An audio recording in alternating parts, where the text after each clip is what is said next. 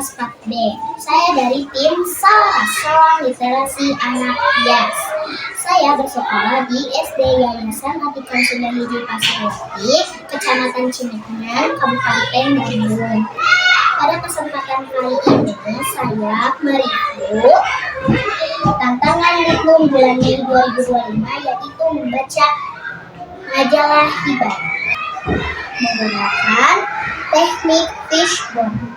Nah, di bagian ekor ada judul Kejutan di Budaya, penerbit Erna Rumiasi SPD, dan penerbitnya Hibah Independen, dan jumlah halamannya ada 48.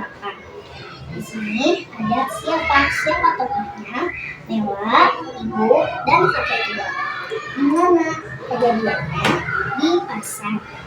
Kapan? Saat ibu dan Nela pergi ke pasar.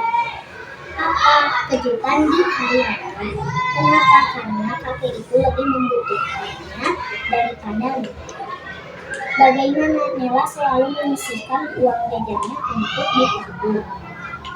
Di bagian sini, di bagian kepala, ada hikmah, itu momen kebersamaan dan kebahagiaan yang mempererat tali silaturahmi, serta selalu bersyukur atas nikmat yang diberikan oleh Allah SWT. Segitu saja dari informasi saya. Wassalamualaikum warahmatullahi wabarakatuh. Salam literasi.